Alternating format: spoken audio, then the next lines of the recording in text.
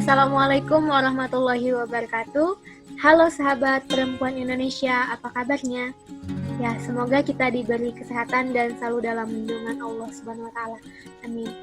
Balik lagi di podcast teman dengar kita. Sebelumnya terima kasih pada sahabat teman dengar kita yang udah setia ngikutin teman dengar kita dari episode 1 hingga episode 10 sekarang ini. Oh ya, podcast ini bisa teman-teman dengerin di YouTube, di Spotify, di Google Podcast, dan platform serupa dengan keyword teman dengar kita. Dan untuk info update-nya bisa dilihat juga di akun IG @temandengarkita. Jangan lupa untuk di-follow dan subscribe ya, like, komen, dan share agar lebih banyak yang merasakan kebermanfaatan. Oke, sahabat teman dengar kita, pekan ini kamu akan ditemani sama aku, Kurnia, dari dapur produksi dari teman dengar kita. Dan tema podcast kita pekan ini adalah kejahatan seksual, salahkah perempuan? Oke teman-teman, untuk bahasan kali ini kita akan obrolin bareng Kak Sabrina Filahi. Beliau adalah seorang muslimah yang konsen menurut aku dengan isu-isu kontemporer. Salah satunya adalah tentu tentang perempuan ya teman-teman. Teman-teman juga bisa follow beliau di IG-nya @sabrinafilahi. Di sana insya Allah kita akan banyak disuguhi pembahasan konten-konten yang berfaedah tentunya, yang ngebahas isu-isu kontemporer. Dan beliau juga merupakan founder dari podcast Tukar Tambah. Jadi beliau ada podcast juga namanya Tukar Tambah, dan beliau juga penulis buku. Nah, keren banget ya teman-teman, Masya Allah. Sebelumnya mari kita sapa terlebih dahulu beliau. Assalamualaikum warahmatullahi wabarakatuh, Kak. Waalaikumsalam warahmatullahi wabarakatuh. Halo teman-teman Nia dan teman-teman semuanya. Ya, selamat datang Kak di podcast teman dengar kita.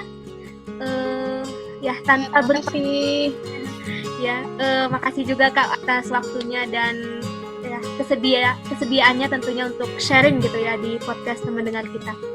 Tanpa berpanjang kali lebar lagi, kita langsung saja untuk tanya-tanya gitu dengan beliau. Berkaitan dengan tema podcast yang ke-10 ini, judulnya Kejahatan Seksual, Salahkah Perempuan?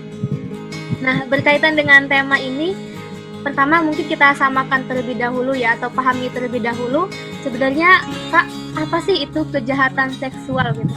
Ya, kejahatan seksual yang selama ini kita pahami ya, itu sebuah perbuatan atau perilaku yang tentu berkaitan dengan hasrat biologis tapi itu merugikan orang lain. Gitu, bisa berbentuk pemerkosaan atau bisa berbentuk dengan pelecehan ya, atau mungkin bisa berbentuk dengan ya sentuhan-sentuhan, atau mungkin kalau misalnya bentuknya online ya semacam kiriman chat atau mungkin kiriman-kiriman yang itu tidak semestinya atau tidak sepatutnya dikirim.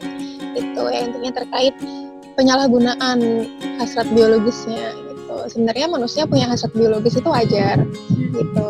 Tapi yang menjadi tidak wajar adalah ketika itu disalurkan dengan cara yang tidak seharusnya gitu. Nah, kalau dengan cara yang tidak seharusnya, yaitu akhirnya jatuhnya pada kejahatan seksual karena pasti ada orang lain yang dirugikan. Seperti itu.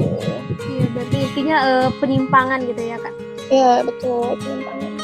Dari definisi tadi juga kita ketahui bahwa berarti banyak gitu yang terjadi di kehidupan kita, bisa itu sampai diberitakan, masuk berita gitu, masuk berita kriminalitas, atau bahkan tidak diberitakan, atau bahkan mungkin tidak dilaporkan seperti itu ya. Banyak sekali kejadiannya. Mengenai hal itu, kenapa sih Kak bisa terjadi kejahatan seksual? Sebenarnya faktor-faktor apa saja gitu yang menyebabkan terjadinya hal itu? Banyak faktor ya gitu. Bisa jadi karena memang orang yang melakukan perbuatan kejahatan seksual ini dia tidak paham bagaimana dia menggunakan atau bagaimana dia memfungsikan organ tubuhnya dengan baik. Bisa jadi karena, atau mungkin dia ya karena memang dia punya nafsu yang harus disalurkan gitu, tapi dia tidak paham bagaimana menyalurkannya gitu. Atau bisa juga karena memang ada kesempatan gitu. Banyak faktor ya yang menjadikan kejahatan seksual itu bisa ada di sekeliling kita gitu. Dan memang ya ya kemungkinan itu bisa jadi peluang ya adanya kejahatan seksual itu. Bisa dari orang yang melakukan, bisa jadi karena memang ada kesempatan gitu ya, karena kan kadang orang berbuat jahat itu kan bukan kadang itu nggak jauh-jauh niat gitu kan, kadang karena ada kesempatan akhirnya dia berbuat jahat gitu kan. Ada yang orang nggak niat mencuri tapi begitu lihat ada misal tumpukan uang di jalan gitu ya bisa aja diambil karena emang ada kesempatan gitu kan. Ada banyak kemungkinan, ada banyak faktor yang jadi penyebab adanya kejahatan seksual. Berarti ada banyak faktor yang menjadi penyebabnya gitu ya Kak. Kemudian sekarang itu ada yang namanya RUU PKS ya. Nah, berkaitan dengan adanya RUU PKS itu sendiri ada dua golongan gitu. Ada golongan yang memperjuangkan untuk menolak, dan ada golongan yang memperjuangkan untuk menerima gitu.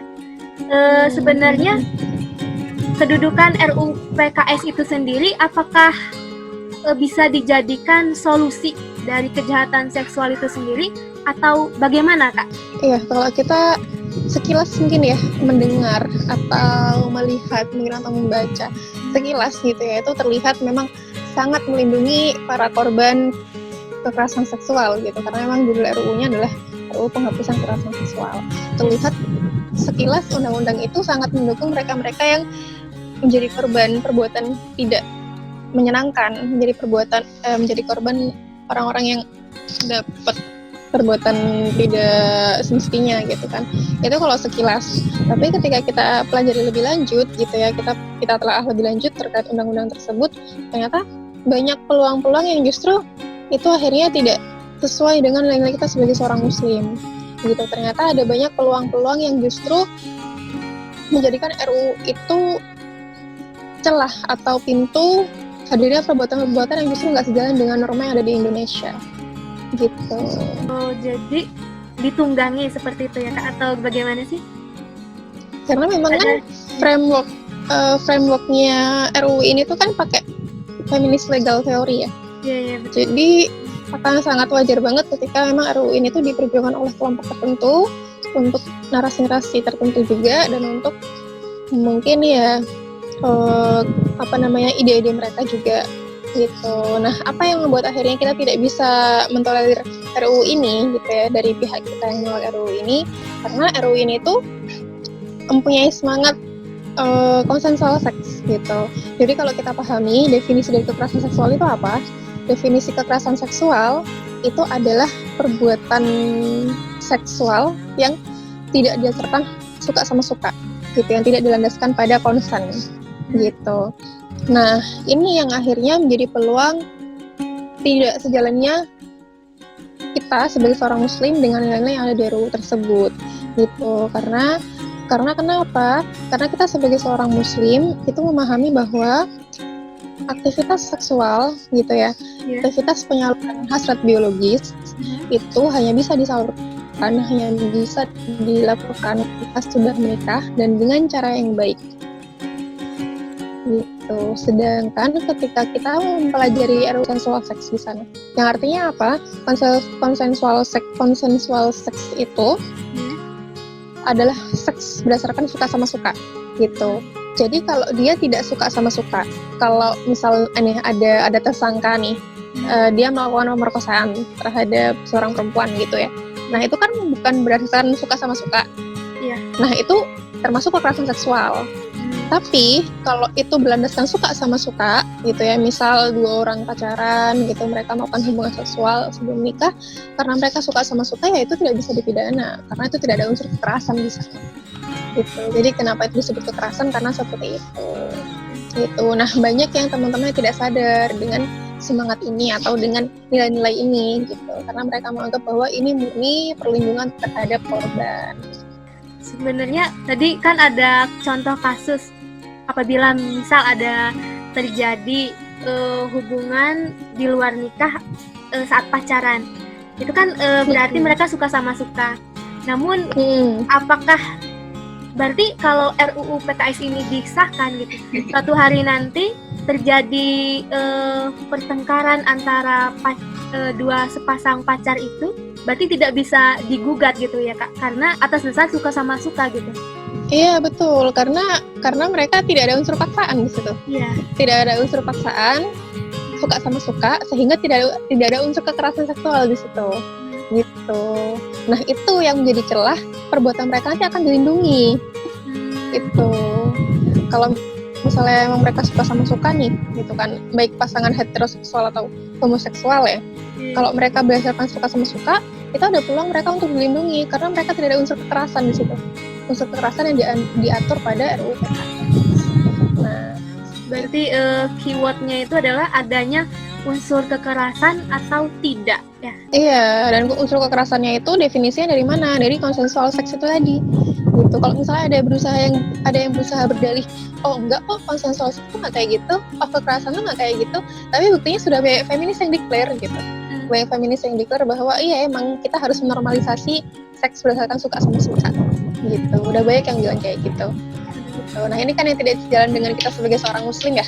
Iya, betul. Karena kita nggak semata-mata suka sama suka, tapi harus halal dulu gitu, harus nikah dulu, dan nggak cuma halal aja, tapi juga harus dengan cara yang baik. Gitu.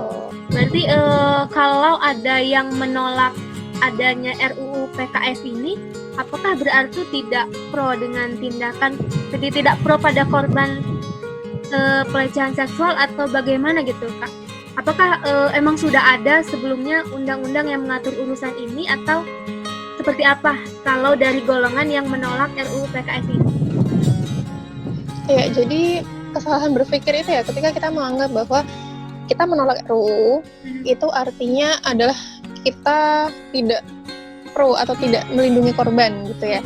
Padahal untuk upaya perlindungan terhadap korban itu banyak caranya gitu, dan nggak bisa dipukul rata bahwa mereka yang menolak RUU ini adalah mereka yang tidak mendukung korban gitu, karena justru karena undang-undang ini kan sebuah produk hukum ya yang nantinya itu akan mengikat masyarakat gitu. Jadi sebelum kita membuat yang namanya undang-undang itu harus pahami bahwa akan ada banyak konsekuensi kalau undang-undang ini itu disahkan.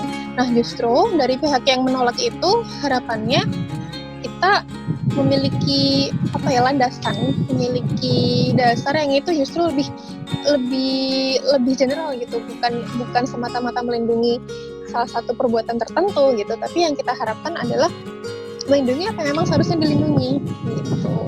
Nah terkait undang-undang yang melindungi korban itu apakah sudah ada? Sebenarnya sudah ada terkait undang-undang hukum pidana ya, cuma emang karena aku bukan anak hukum jadi nanti teman-teman bisa lihat di akunnya Tolak RUU PKS atau di akunnya Aliansi Cerahkan Negeri kalau nggak salah ya. Undang-undang daftar undang-undang apa aja yang menjadi menjadi payung hukum untuk kejahatan seksual itu.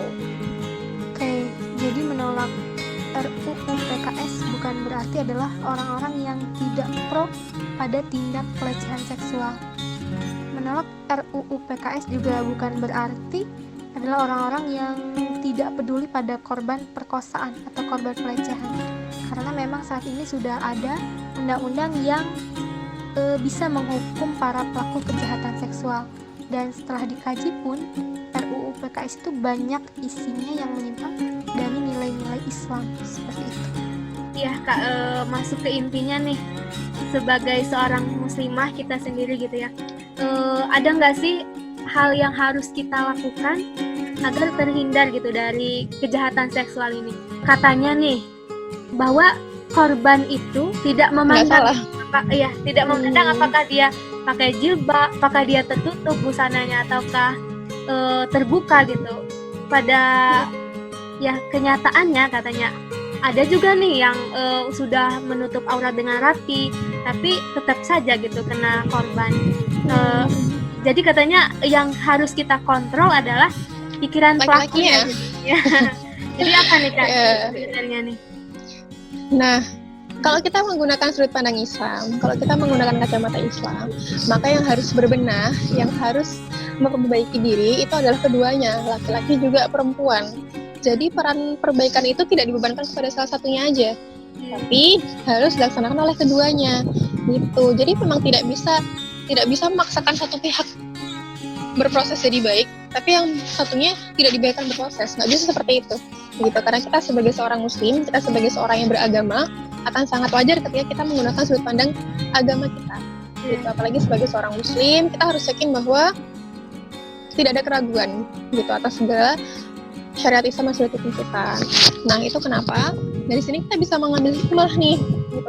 Saya sendiri sangat mendukung yang namanya langkah preventif yang itu sudah diatur sedemikian rupa dalam agama kita gitu, dimana proses perbaikan ini harus dijalankan oleh keduanya, yaitu laki-laki dan perempuan. Berupa apa? Laki-laki berupa menundukkan pandangan dan menjaga kemaluannya, yang laki-laki, yang perempuan berupa menjaga auratnya, menutup auratnya. Gitu. Jadi kalau kita lihat-lihat nih, itu sebetulnya merupakan sex education gitu. Itu merupakan langkah preventif atau merupakan ajaran ya, agar kita bisa menjadi manusia yang lebih beradab gitu. Kita menjadi manusia yang lebih manusiawi menurut sudut pandang agama seperti itu. Jadi kalau ditanyakan siapa yang harusnya berbenah, siapa yang harusnya berproses ya keduanya. Itu nggak bisa dihubungkan pada salah satu aja. Nggak bisa laki-laki kamu harus menjaga pikiranmu dan pandanganmu gitu, tapi perempuannya tidak diajarkan untuk menjaga. Nggak bisa. Ataupun kita menyuruh perempuan tapi yang laki-lakinya nggak harus menjaga, nggak bisa juga gitu. Laki-laki kamu tundukkan pandanganmu, kamu jaga kemaluanmu. Kalau ada hasrat gitu ya, tapi belum mampu menikah ya puasa gitu. Tapi kalau masih mampu puasa ya diperbanyak puasanya. Tapi kalau dirasa sudah nggak mampu lagi puasa gitu ya dan harus segera menyalurkan hasrat biologisnya itu ya silahkan menikah gitu. Pun perempuan juga kita diajarkan untuk menutup aurat, itu kan bentuk penjagaan yang paling dasar ya untuk kita ya sebagai seorang muslimah. Oke, dalam Al-Quran sendiri itu ada di Al-Quran ya Kak, bahwa peran perempuan itu harus dilakukan oleh bareng-bareng gitu, laki-laki dan perempuan. Betul. Semuanya mempunyai kewajiban gitu. Dan perempuan mempunyai kewajiban menutup aurat gitu, dan laki-laki juga punya kewajiban untuk menundukkan pandangan gitu. Tapi kalau ada itu perempuan gitu menyangkal bahwa apakah dengan menutup aurat itu sendiri akan mengekang gitu kan, harusnya memakai baju itu atau memakai menutup aurat atau tidak itu adalah kebebasan gitu Kak. Kalau ada yang masih berpikir seperti itu bagaimana Kak? Saya sudah pernah bikin tulisan terkait ini ya, apakah jilbab itu bentuk pengekangan atau bentuk pembatasan terkait kebebasan kita sebagai seorang perempuan. Justru kita memakai jilbab itu adalah wujud atau bentuk kebebasan yang paling hakiki. Kenapa kok bisa gitu? Karena penghambaan kita itu hanya pada Allah gitu. Ketaatan kita itu hanya kepada Allah. Jadi kita tidak menghambakan diri pada yang lainnya selain kepada Allah. Jadi itu wujud kemerdekaan kita yang paling hakiki. Ketika penghambaan kita hanya kepada Allah.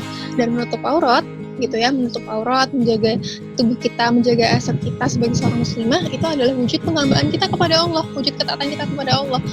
Gitu.